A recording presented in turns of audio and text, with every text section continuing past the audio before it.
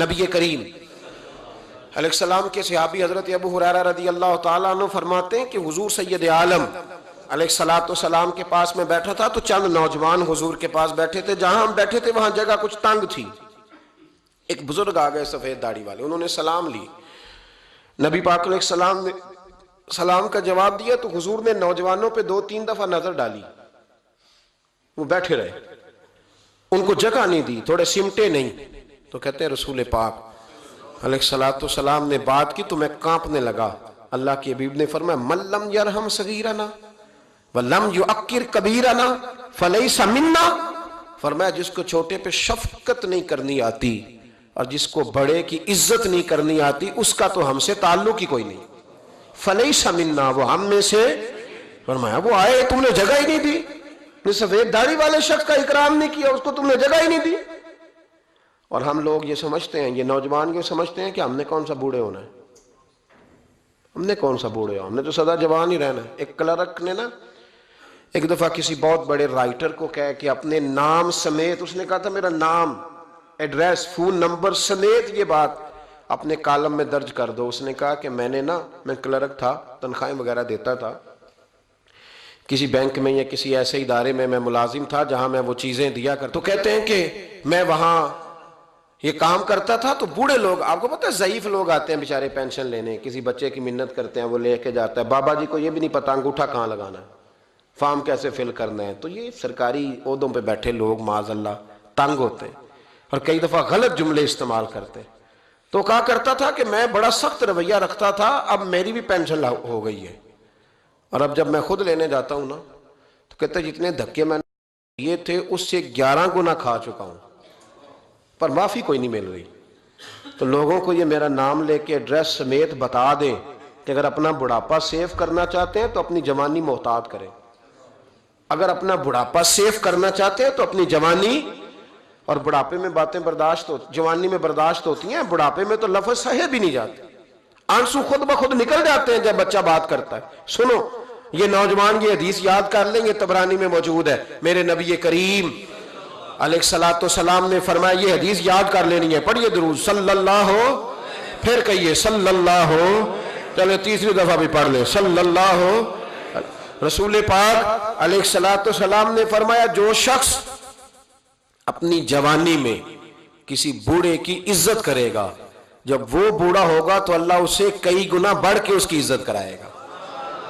اس کی کی گئی عزت سے کئی گنا بڑھ کے رب پھر اس کی عزت کرائے گا. نوجوان اکرام کرنا سیکھیں, بزرگوں کا احترام کریں, اپنے بڑوں کے ساتھ. اور بڑوں میں جتنے بھی صاحب فضیلت بڑے ہیں, آپ کا جو استاد ہے وہ آپ کے لیے بڑا قابل احترام ہے, بڑا قابل احترام ہے. میں ماسٹر کی ڈگری لینے کے بعد اب بھی کبھی گاؤں میں اپنی پرائمری کے ٹیچروں کو دیکھتا ہوں, اب بھی تو احساس پیدا ہوتا ہے کہ یہ اگر ہمیں وہ الف با تا سا نہ پڑھاتے, شروع کی کتابیں یہ المدہ عام نہ پڑھاتے تو پھر اس سے آگے بھی ہمیں پڑھنا نہ آتا.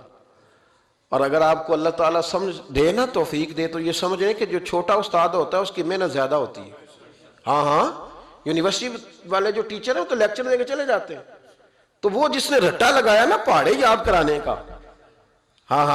وہ جس نے آپ کو املا لکھنی سکھائی ہے نا, اس کی محنت, اگرچہ اس کی تعلیم میٹرک پی ٹی سی ہے, اگرچہ اب آپ اس سے کئی گنا زیادہ تعلیم حاصل کر گئے, لیکن اصل مشقت اس قاری صاحب کی ہے جس قاری نے آپ کو قاعدہ پڑھایا ہے, جس نے تلفظ ٹھیک کرایا ہے. ابتدائی کتابوں کے اساتذہ کی مشقت زیادہ ہوتی ہے, بڑے لوگ تو لیکچر دے کے چلے جاتے ہیں. تو بھائی ادب کرنا سیکھیں. میرے رسول پاک صلی اللہ علیہ وسلم نے ارشاد فرمایا, حضور فرمانے لگے ایک تیرا باپ وہ ہے جس کی صلب سے تو پیدا ہوا, اور ایک تیرا باپ وہ ہے جس نے اپنی بیٹی دے کے تجھے بیٹا بنایا, اور فرمایا ایک تیرا باپ وہ ہے جس نے تجھے تعلیم دی. وہ تیرا باپ ہے, اس کا اکرام کر, اس کا ادب. اور حضرت مولا علی شیر خدا نے تو شیروں جیسی بات ہی کر دی. بڑے لوگ بڑی بڑی باتیں, اتنی بڑی بات اس موضوع پر میں نے تلاش کیا ہے, میں نے بڑے لوگوں کو پڑھا ہے اس عنوان پر, لیکن اتنی بڑی بات کہیں نہیں ملی. حضرت علی المرتضیٰ رضی اللہ تعالیٰ عنہ فرمانے لگے جس نے مجھے ایک حرف سکھایا ہے وہ میرا استاد ہے, اگر وہ چاہے تو مدینے کے چوک میں کھڑا کر کے مجھے بیچ دے, میں اس کے ہاتھوں بکنے کو بھی تیار ہوں. وہ جس نے مجھے ایک حرف، اساتذہ کا احترام نہیں، اساتذہ پریشان، استاد تو بیچارہ روز کٹہرے میں کھڑا ہے، روز کٹہرے میں، روز لوگ اس کو کہتے ہیں کہ جناب آپ نے یہ بات کیسے کر دی، آپ کی جرت کیسے ہوئی۔ اور جو لوگ، میں ایک کالج میں تھا چند دن پہلے، تو وہاں میرے جاتے ایک جھگڑا شروع تھا کہ جناب ہم کب سے آئے بیٹھے ہیں، تو ٹیچر کہتی ہے کہ یہ پیریڈ ختم ہوتا ہے تو پھر چھٹی لینی ہے، تو پہلے چھٹی دیں چونکہ ماں بدولت آ چکے ہیں۔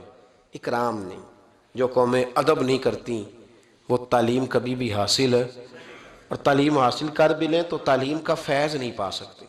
فیض ادب سے ملتا ہے۔ امام اعظم ابو حنیفہ، امام ابو یوسف سے کسی نے کہا کہ یہ امام اعظم کیوں ہیں؟ فرمانے لگے یہ بڑے امام اس لیے ہیں کہ بڑا ادب کرتے تھے، بڑے اس لیے ہیں کہ بڑا ادب۔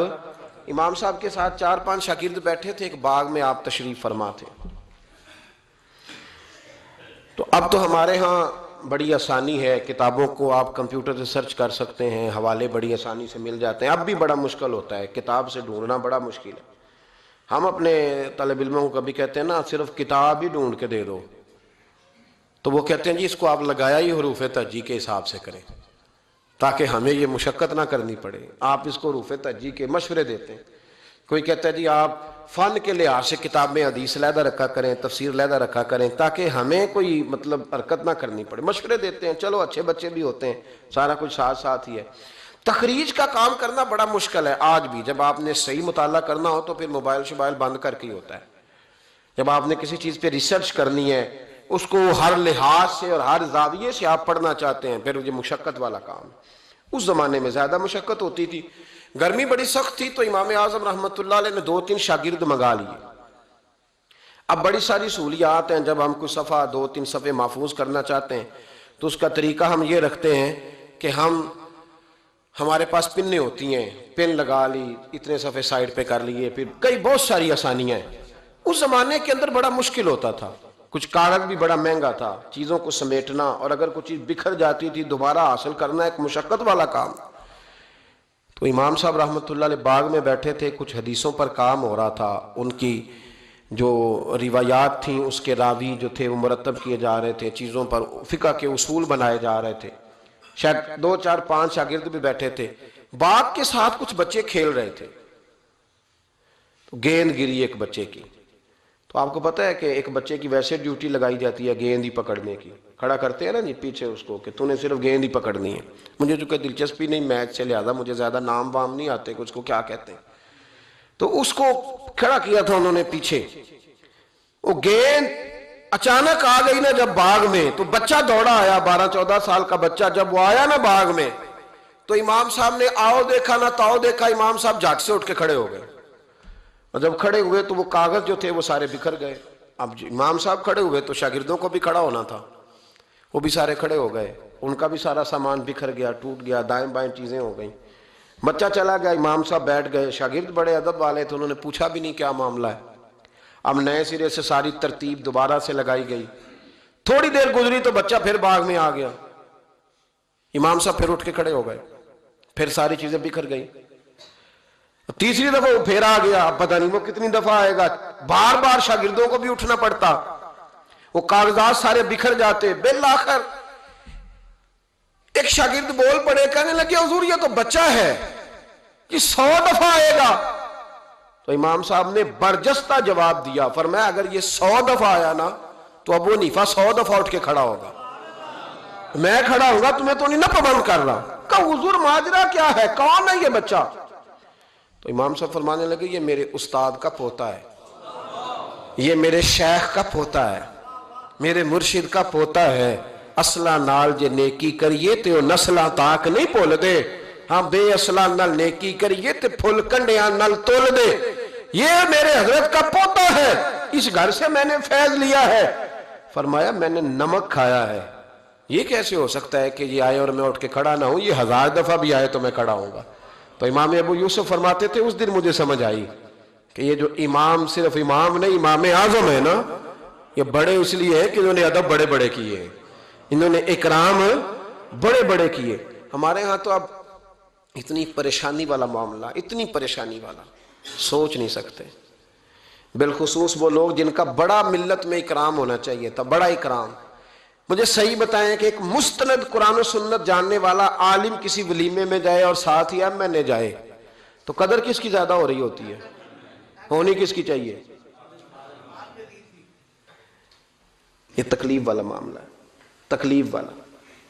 یہاں ایک استاد کو ہتھکڑیاں لگی تو موم بتی مافیا سارا بول پڑا، اور 2 مہینے علماء کو جیلوں میں رکھا گیا، اور جرم نہیں بتایا گیا۔ اور قوم کیا کہہ رہی ہے؟ مذاق اڑا رہی۔ کچھ لوگ مذاق کرتے تھے، بھاگ رہے ہیں جی پولیس آ گئی۔ مطلب جرم کیا تھا؟ چور تھے، یہ ڈاکو تھے، اور بہت سارے تو ایسے تھے جو کسی کاز میں، کسی کام میں، کسی ایسی ایکٹیویٹی میں بیچارے شامل ہی نہیں تھے، مدرسین پڑھنے پڑھانے والے، اور ان کو پکڑ کر اندر ڈال دیا گیا۔ اور وہ لوگ جو خود بڑے بڑے دنوں تک سارا ملک بند کرتے رہے، انہوں نے یہ جرم کیا، کوئی پوچھنے والا نہیں تھا، کوئی نہیں تھا، کوئی پیچھے جانے والا نہیں۔ 2 مہینے، اور پھر کہا گیا 20 لاکھ اور پتہ نہیں کتنے لاکھ، اور پھر ڈائریکشن کا نہیں پتا جانا کدھر ہے۔ زمانہ تو یہ بتایا ہی نہیں گیا۔ تو مجھے بتلاؤ یہ کیا ان لوگوں کا معاشرے میں کیا اکرام رہ گیا، کیا احترام رہ گیا؟ بہت سارے ایسے لوگ ہیں جن کے والد 2 مہینے جیل میں رہے، بچوں نے مدرسوں میں پڑھنا چھوڑ دیا ہے، کہ جو ہمارے ابے کا حشر ہوا ہمارا بھی تو وہی ہونا ہے نا۔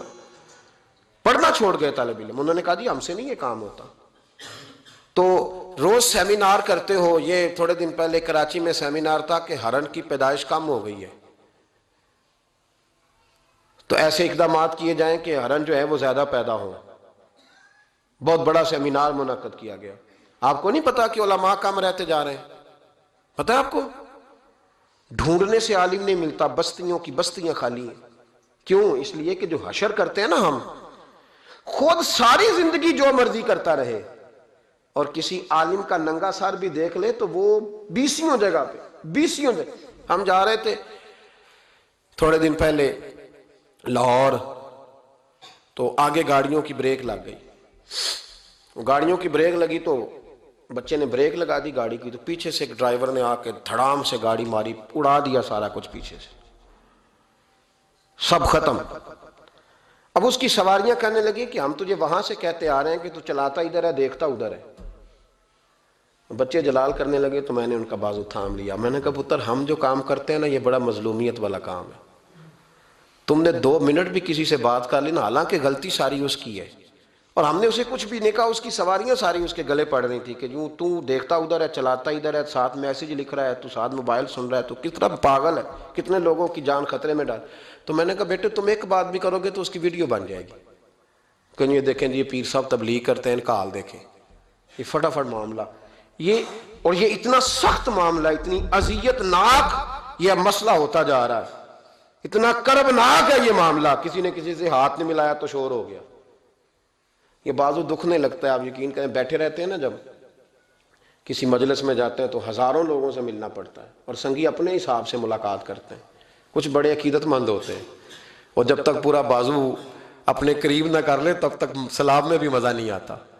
تو اب آپ کہہ نہیں کچھ سکتے، آپ چونکہ آپ دین کی بات کرتے ہیں، آپ خبردار، آپ بالکل ہلیں گے نہیں، آپ کو ہر جگہ پورا اترنا ہے۔ تو یہ اتنا گھٹن والا موضوع، کیونکہ آداب نہیں رہے، کیونکہ ہم تکلیف دیتے ہیں، ہم آزمائش میں ڈالتے ہیں، ایسے جملے لوگ کستے اور کہتے ہیں کہ جن کا کوئی مطلب جواب ممکن ہی نہیں، آپ دے نہیں سکتے، آپ کس طرح کر کے اس کا جواب دیں گے؟ کسی نے فون کیا اور کوئی سخت بات کہہ دی تو آپ نہیں جواب دے سکتے، پتہ نہیں وہاں ریکارڈنگ نہ چل رہی ہو، اور وہ اپنی بات پتہ نہیں ریکارڈ کرے نہیں کرے گا۔ یہ تکلیف ہے، کبھی بھی اپنے بزرگوں کو تکلیف، کبھی بھی تکلیف نہ دیں، کبھی بھی اذیت میں مبتلا نہ کریں، آزمائش میں نہ ڈالیں کبھی بھی۔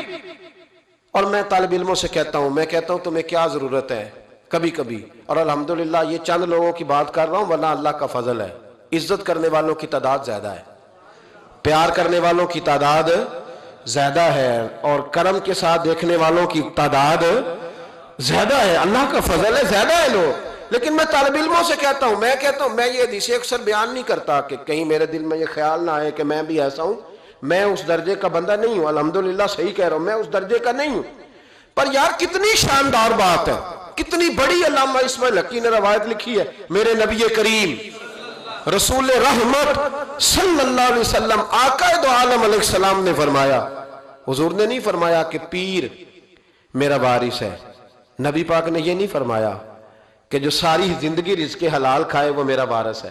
یہ نہیں فرمایا کہ 40 سال عشاء کے وضو سے فجر پڑے تو اب میرا سجادہ نشین ہو گیا.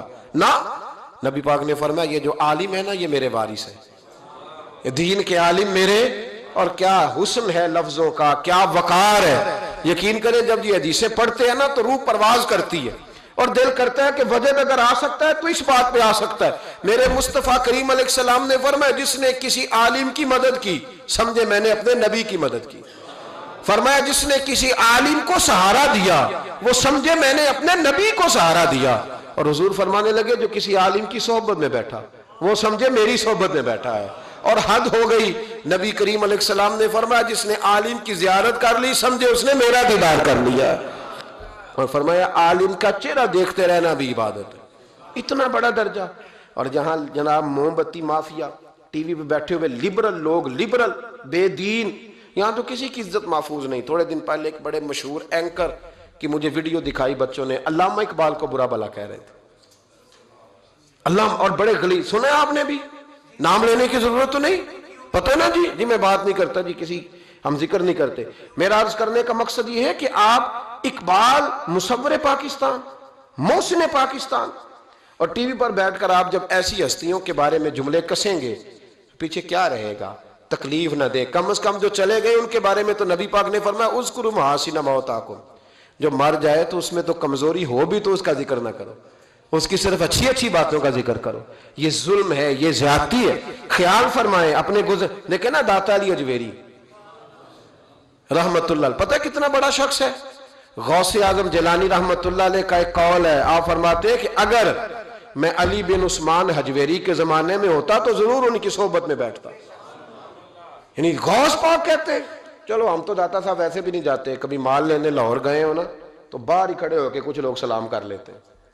کچھ لوگ کہتے ہیں جی میں نے پورے سال میں ایک پورا بندہ وہاں سجدہ کرتے دیکھا ہے، ایک پورا. تو میں کہتا ہوں جو ہر نماز کے وقت وہاں ہزاروں نماز پڑھتے ہیں وہ نہیں نظر آئے؟ جو ہزاروں لوگ وہاں جمعہ پڑھتے ہیں وہ نہیں دکھے تمہیں؟ جو سارا دن قرآن پاک کی تلاوت ہوتی ہے وہ نہیں نظر آئی؟ عجیب معاملہ. ایک صاحب مجھ سے کہنے لگے کہ داتا تو اللہ ہے. میں نے کہا اللہ کے 99 ناموں میں داتا نکال کے دکھاؤ، ہے کہیں؟ بولے لفظ ہی فارسی کا ہے. کیا عجیب مطلب ایسی منطق ہے لوگوں کی جو سمجھ سے بالا تر ہے. بھئی لفظ داتا اللہ کے 99 ناموں میں موجود نہیں ہے. داتا کا معنی آپ کیوں وہ کرتے ہو؟ پھر تو آپ کہیں گے کہ اماں سے بھی روٹی مانگنا جائز نہیں، کیونکہ داتا کا معنی دینے والا ہے. تو اماں روٹی پکا کے دیتی ہے کہ نہیں؟ ابا پیسے دیتا ہے کہ نہیں؟ عجیب فلسفہ ہے لوگوں کا. ہر بات کا الٹ مطلب. بزرگوں تک کو لوگ تکلیف دیتے ہیں، اذیت دیتے ہیں، آزمائش میں مبتلا کرتے ہیں. اور ایسی اعلیٰ حضرت فاضل بریلوی رحمت اللہ علیہ کے چھوٹے صاحبزادے تھے، حضور مفتی اعظم ہند مولانا مصطفیٰ رضا خان صاحب رحمت. 1.25 کروڑ آدمی مرید تھا اور حضرت کے لاکھوں میں محدثین شاگرد تھے. لیکن تنقید کرنے والوں کو موقع مل جاتا ہے نا. حضرت بڑی دور گئے تھے ایک جگہ پہ، بڑی دور. تو ایک سیٹھ صاحب کہنے لگے کہ میرا بڑا دل کرتا ہے کہ وہ میرے گھر میں قیام کرے، بڑی میری خواہش ہے. کہ چلو ٹھیک ہے آپ کے گھر قیام کرتے ہیں. حضور مفتی اعظم نا رات کو ان کے گھر میں قیام کیا. اب مسافر کے لیے تو اللہ تعالیٰ نے نماز عادی کر دی ہے. 4 فرضوں والی نماز ہے تو رب کریم نے 2 فرض کر دی.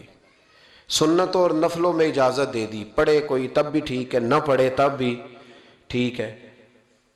تو اب فرض جہاں کم کر دیے گئے تو حضور مفتی اعظم اس گھر میں مہمان تھے، سارا دن کی تھکاوٹ تھی. تو جہاں اللہ تعالیٰ نے فرض کم کر دیے وہاں آپ کسی پہ پابندی لگائیں کہ اٹھ کے تہجد بھی پڑھے. آپ نے عشاء کی نماز پڑھی، آرام فرمایا، فجر کے وقت اٹھے. اس شخص نے بڑی مشکل سے فجر کے بعد ناشتہ دیا اور سویرے شور کرنے لگا اتنے بڑے پیر ہیں، تہجد تو پڑھی کوئی نہیں. لوگوں نے اس کو کہا یار تو اس بات کی پابندی لگا رہا ہے جس کی اللہ رسول نہیں لگاتے. تو سفر کے اندر تو فرض نماز کو اللہ تعالیٰ نے اجازت دے دی ہے تو نفلوں کی کہنے لگا جی نہیں مجھے نہیں سمجھ آئی بات کی. انہوں نے کہا کہ تمہیں پتہ ہے حدیث کیا ہے؟ کہ جس نے اللہ فرماتا ہے جس نے میرے ولی سے دشمنی کی میرا اس کے خلاف اعلان جنگ ہے. یہ بخاری مسلم کی مستند ترین حدیث ہے. صرف جنگ نہیں، اعلان جنگ ہے. اعلان 2 ہی تو جرم ہے جن پہ اللہ زیادہ ناراض ہے. ایک کا سود نہ چھوڑا تم نے تو میں جنگ کروں گا. اور ایک کہا میرے ولی سے دشمنی کی تو میں تمہارے خلاف اعلانے اس حدیث کی ایک حرف بھی کمزور نہیں، سند بھی کمزور نہیں، متن اتنی تگڑی حدیث.